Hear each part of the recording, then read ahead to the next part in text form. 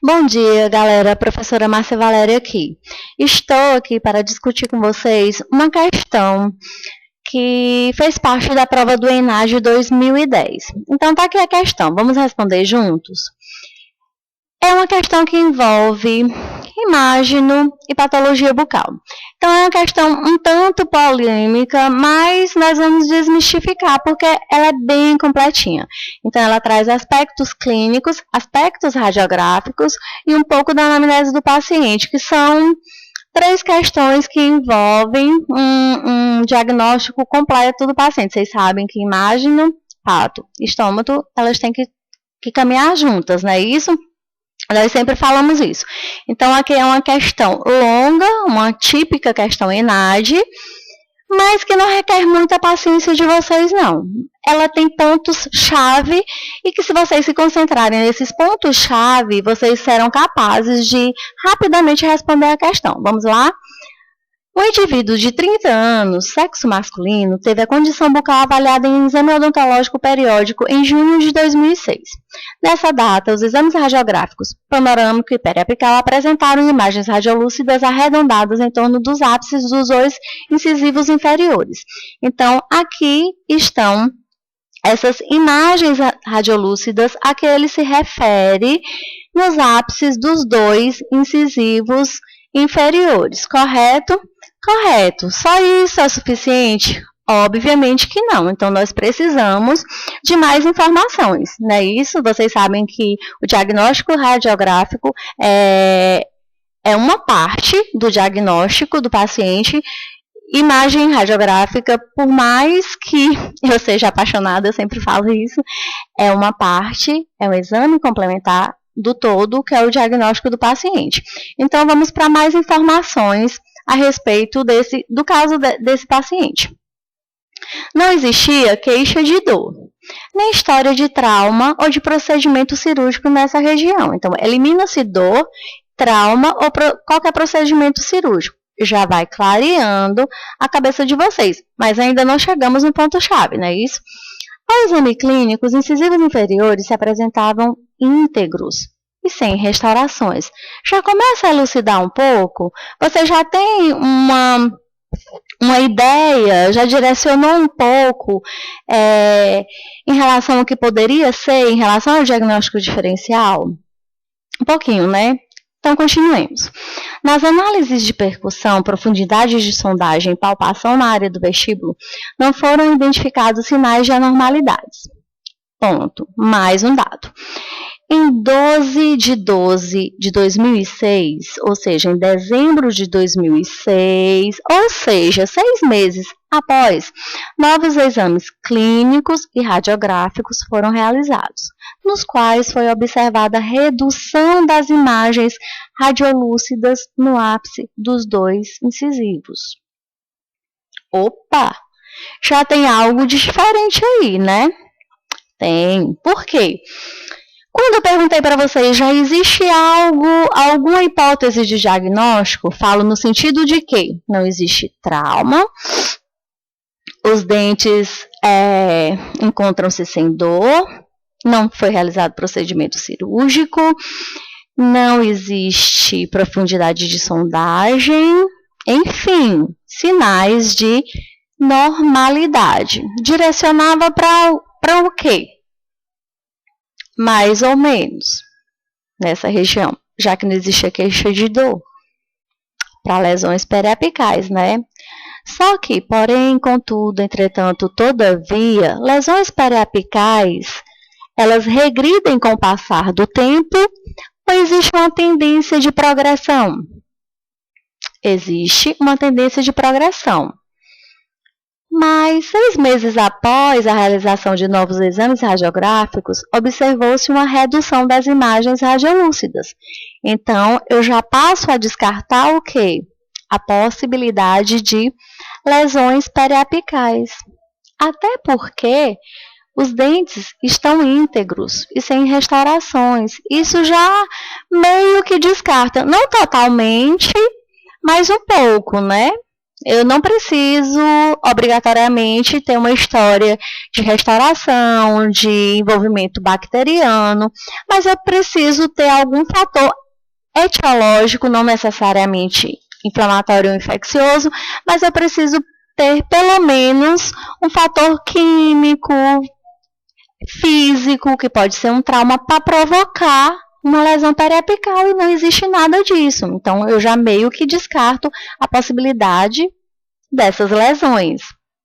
Isso para não ser radical, mas eu já descarto. Um ano após, olha só, um ano após, ou seja, em 6 de junho de 2007, a radiografia periapical da região de incisivos inferiores apresentou imagem radiográfica dentro dos limites da normalidade.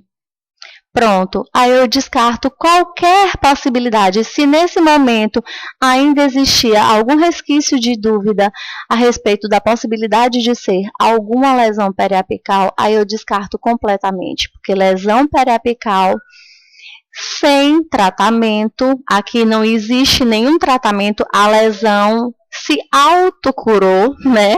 Digamos assim, porque um ano após, sem nenhum tipo de tratamento estabelecido, uma lesão radiolúcida, ela passou a ter sinais radiográficos de normalidade, ou seja, o osso se reparou. Então, vamos observar as alternativas e vamos responder juntos. Letra A, abscessos periapicais múltiplos. Abscesso é uma lesão periapical, não é isso? Granuloma também. A e B estão descartadas. Vamos para a letra D, cisto periapical de grande extensão. Primeiro, que a imagem não revela uma imagem de tão grande extensão dessa forma. Pelo menos a imagem que nos forneceram não nos possibilita tirar essa conclusão. E segundo, que cisto periapical é uma lesão periapical. Vamos para a alternativa E, reabsorção óssea periodontal com extensão apical. Em nenhum momento foi cogitada a hipótese de reabsorção óssea periodontal. Não existe profundidade de sondagem. Então, a letra E, a alternativa E, automaticamente está descartada também. Então, ficamos, até por exclusão, com a letra C, displasia segmentária periapical. Mas, para não ficarmos só por exclusão, displasia segmentária periapical, vou dar para vocês algumas informações do que seria, na verdade, vamos fazer uma revisão do que seria a displasia segmentária periapical. Então, a displasia segmentária periapical, na verdade, ela é uma lesão fibroóssea e consiste em um processo não inflamatório associado, sim, aos ápices dentários, então fecha com aquela imagem que nós observamos, e ela se caracteriza pela substituição do osso normal por um tecido conjuntivo fibroso, o que corrobora para a formação daquela imagem inicialmente radiolúcida, contendo posteriormente um material mineralizado no seu interior, mais uma vez corroborando, enfatizando aquela imagem radiopaca um ano após. O que é que faz? Quais são ou qual é o possível fator etiológico dessa displasia segmentária periapical? É um processo não inflamatório, exatamente como fala o enunciado da questão, não existe processo inflamatório associado, e a sua causa é idiopática, ou seja, é desconhecida, ninguém sabe por quê, mas ela começa a se desenvolver. Algumas características clínicas dessa displasia segmentária periapical. Ela é bastante comum em dentes anteriores e inferiores, como é o caso da imagem radiográfica periapical. Isso, obviamente, não exclui a possibilidade de acometimento de outros órgãos dentários. Acomete dentes com vitalidade pulpar, mas, obviamente, dentes com vitalidade pulpar, eles são assintomáticos. Por isso, a terceira característica clínica, corroborando também com a informação que é fornecida no enunciado da questão, evolução lenta, pessoas de 30 a 50 anos de idade são as mais acometidas, até porque é de evolução lenta, mas isso também não exclui o fato de acometer pessoas de idade menos avançada. E o que fecha realmente a questão reside em suas características radiográficas, que na fase inicial, que é a fase em que a lesão da questão foi diagnosticada, que se caracteriza por uma radiolucidez bem circunscrita, por isso também a confusão que é bem comum com as lesões periapicais, e por isso que eu fiz questão de discutir com vocês esse diagnóstico diferencial da displasia segmentária periapical com as lesões periapicais. Depois, ela passa por uma fase intermediária, onde coexistem os dois aspectos, de radiolucidez mais radiopacidade, que já fica um aspecto mais não tão circunscrito. Fica um aspecto radiográfico que a gente chama de aspecto misto, onde coexistem os dois tipos de aspecto radiográfico, radiolúcido e radiopaco. E, por fim,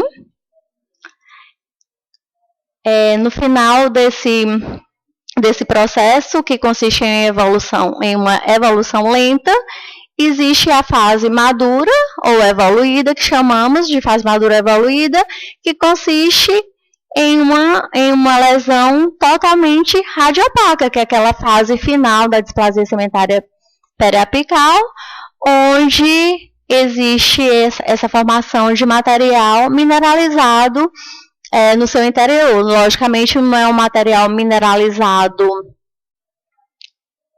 totalmente maduro, mas é um material mineralizado. Então, o que reafirma e confirma o fato dessa lesão da questão do ENAD estar radiolúcida no começo e no final, um ano após, ela está aparentemente reparada, não é isso? Apresentando o aspecto de normalidade, ou seja, o seu aspecto radiopaco.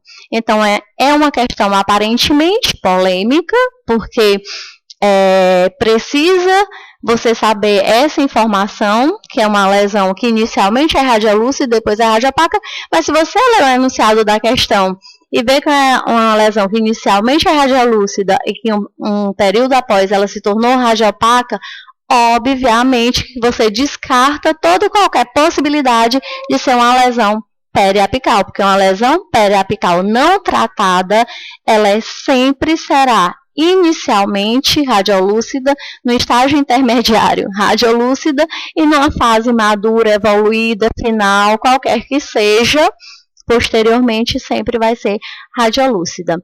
Então, como mostra essa imagem, ó, a displasia segmentária periapical aqui envolve mais de 2 incisivos, né? Aqui envolve todos os incisivos centrais e laterais. Então, aqui facilmente vocês poderiam confundir com lesões periapicais também, embora todos esses incisivos estejam saudáveis, não existam restaurações, não existam lesões cariosas, mas poderia ser por um processo traumático, poderia ter causado lesões periapicais. Mas o que me garante que essa lesão não é uma lesão periapical?